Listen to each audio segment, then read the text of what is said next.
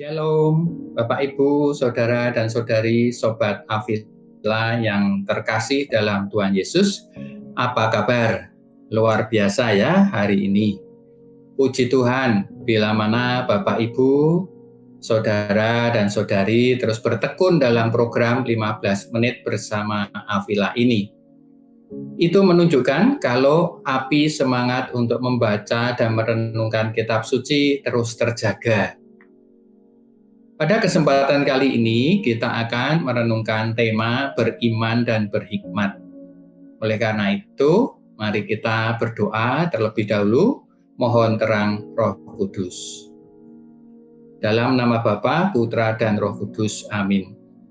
Bapa, kami bersyukur karena pada hari ini kami dapat berjumpa dan kami akan mendalami tema beriman dan berhikmat. Oleh karena itu, utuslah Roh-Mu, supaya kami dapat mengerti apa yang Kau kehendaki melalui tema ini. Demi Kristus Tuhan dan Juru Selamat kami. Amin. Dalam nama Bapa, Putra, dan Roh Kudus. Amin. Selanjutnya, untuk mendalami tema itu, saya ingin mengajak Bapak, Ibu, Saudara-saudari untuk membuka dan membaca kitab suci pada perikop pencobaan di padang gurun yang terdapat dalam Injil Matius pasal yang keempat, ayat yang ke-1 sampai 11. Sementara Bapak, Ibu, dan Saudara-saudari Sobat Avila yang terkasih menyimak bacaan itu, saya akan membahasnya. Perikop pencobaan di padang gurun itu sudah sering kita dengar. Namun kali ini mari kita coba untuk menggali kembali isi perikop itu supaya kita menemukan pesan-pesan Tuhan yang membangun hidup kita masing-masing. Dalam perikop pencobaan di padang gurun itu dikisahkan setelah berpuasa 40 hari dan 40 malam, Yesus dicobai 3 kali oleh iblis. Kondisi Yesus yang berpuasa selama 40 hari dan 40 malam itu tentu tidak terbayangkan betapa laparnya, letih, dan tubuh kehilangan energi yang sangat luar biasa. Dalam situasi seperti itu, tentu saja membuat Yesus rentan dengan godaan-godaan dan iblis berusaha memanfaatkan situasi itu untuk menggoda Yesus agar ia terjatuh. Dalam hidup sehari-hari tidak jarang dijumpai orang yang mengalami situasi yang serupa dengan Yesus, di mana ia telah berpuasa dalam aneka bentuk dengan waktu yang mungkin tidak hanya 40 hari 40 malam, tetapi bahkan sudah bertahun-tahun. Ada yang berpuasa untuk tidak bepergian karena ia harus mengurus pekerjaan, merawat anak yang masih kecil, atau menemani orang tua yang sakit. Ada pula yang sudah lama tidak makan makanan kesukaan karena ia harus menjalani diet ketat berkaitan dengan sakit yang diderita. Pada situasi itu, ia menjadi rentan dengan godaan-godaan. Dalam pencobaan pertama di padang gurun, Yesus yang lapar digoda untuk pamer kemampuan diri, mengubah batu menjadi roti. Walaupun Yesus dapat melakukannya, tetapi Yesus yang berhikmat memilih untuk tidak melakukannya. Yesus memperlihatkan bahwa dirinya tidak lepas dari Allah untuk mencari sendiri makanannya. Sebaliknya, Yesus justru menunjukkan nilai kehidupan yang dihidupinya, yaitu melakukan segala sesuatu yang berasal dari Allah dan bersama Allah.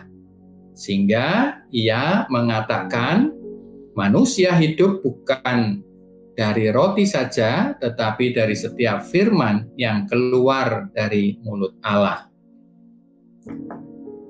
Walaupun Yesus lapar, tetapi ia tetap menguasai diri untuk tidak pamer kehebatan atau kemampuan dirinya sendiri. Karena misinya datang ke dunia bukan untuk mencari puji-pujian yang sia-sia, apalagi pujian dari iblis.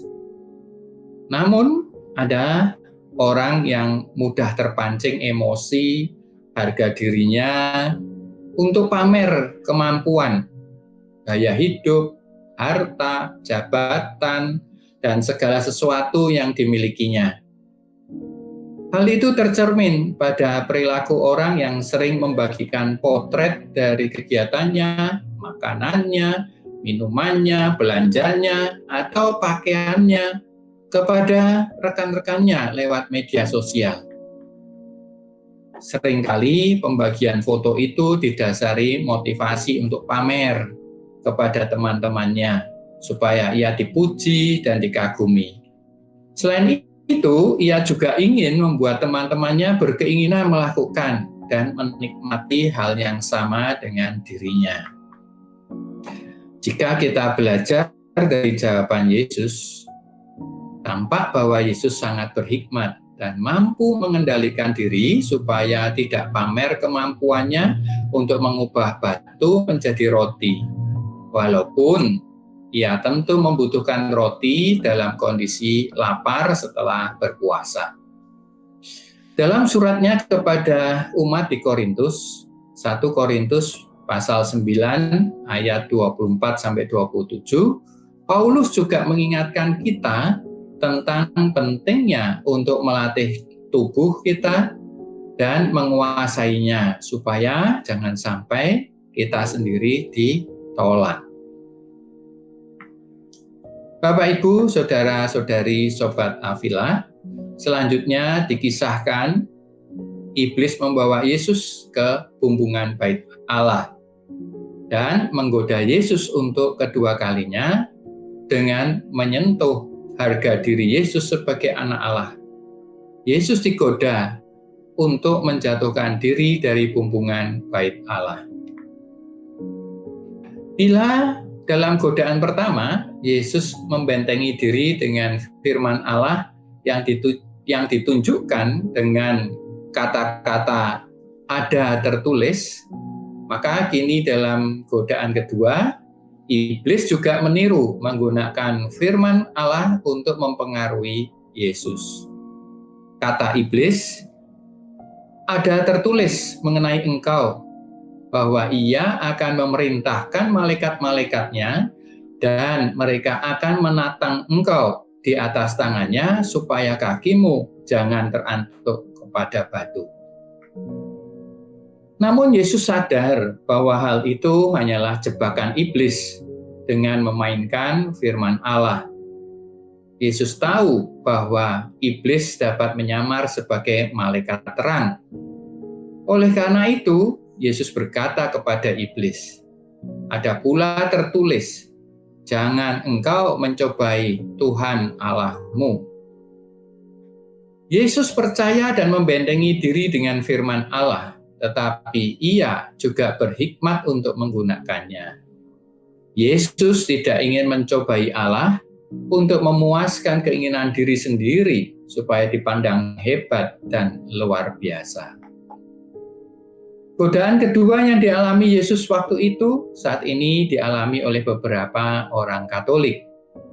Iblis menggoda supaya mereka berkumpul dalam persekutuan doa dan beribadah bersama di masa pandemi ini dengan mengatakan ada tertulis dalam Mazmur 91, engkau tidak usah takut terhadap penyakit menular yang mengamuk di waktu petang.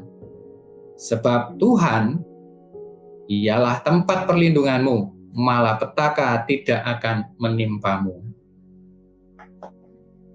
Jika seorang tidak berhikmat, maka ia dapat terjebak untuk memaksakan diri tetap berkumpul, walaupun pemerintah telah menganjurkan untuk bekerja, belajar, dan beribadah di dan dari rumah.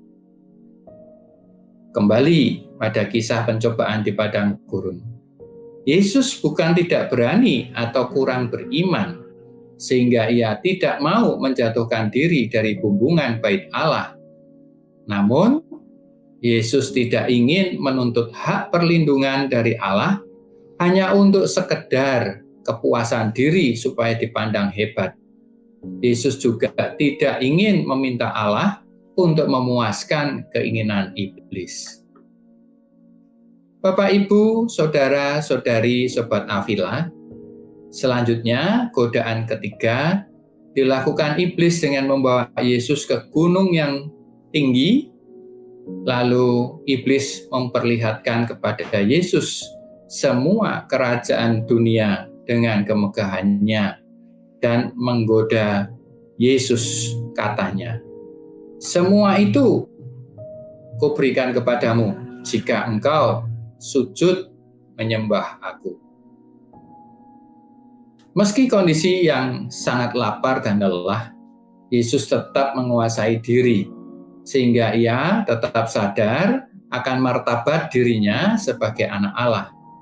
Yesus tidak mau memungkiri Bapanya untuk beralih menyembah iblis demi mendapatkan kekuasaan di dunia. Ketika orang-orang Katolik berada dalam kondisi lelah untuk bekerja keras dan lapar akan karir dan jabatan, itulah saat yang tepat bagi iblis untuk menggoda supaya mereka jatuh dalam dosa dan menyembahnya.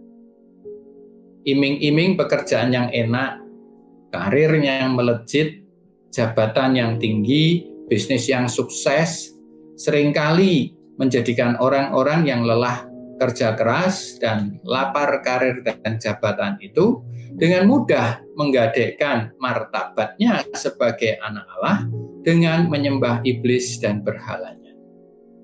Oleh karena itu, Yesus tegas berkata, "Enyahlah iblis, sebab ada tertulis, engkau harus menyembah Tuhan Allahmu dan hanya kepada Dia sajalah engkau berbakti." Bapak, Ibu, dan saudara-saudari, beriman adalah sarana untuk mendapatkan hak sebagai anak Allah.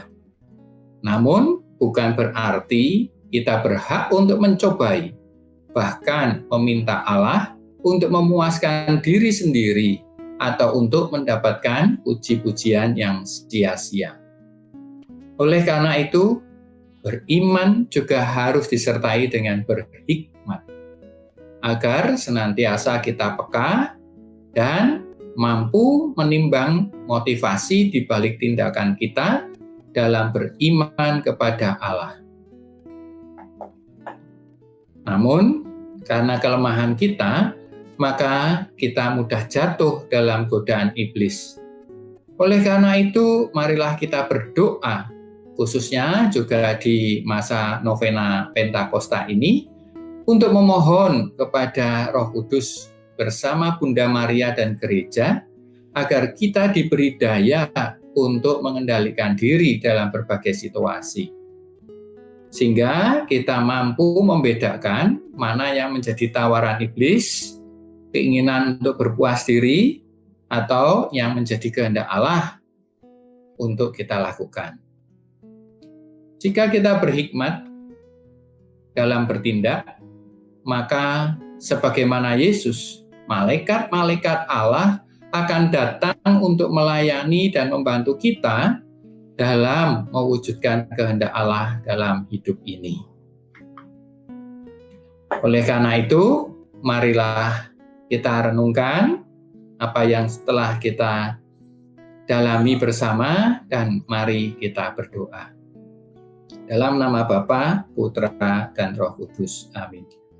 Bapa, kami bersyukur karena kami telah mendapatkan pencerahan untuk memahami tema beriman dan berhikmat. Bantulah kami dengan Roh-Mu supaya kami dapat menerapkannya dalam hidup kami sehari-hari, demi Kristus Tuhan dan Juru Selamat kami. Amin. Dalam nama Bapa, Putra, dan Roh Kudus. Amin. Semoga Bapak, Ibu, saudara-saudari senantiasa menjaga iman akan Tuhan Yesus, sekaligus berhikmat dalam berkata dan bertindak. Terus ikuti program 15 menit bersama Avila di YouTube ini.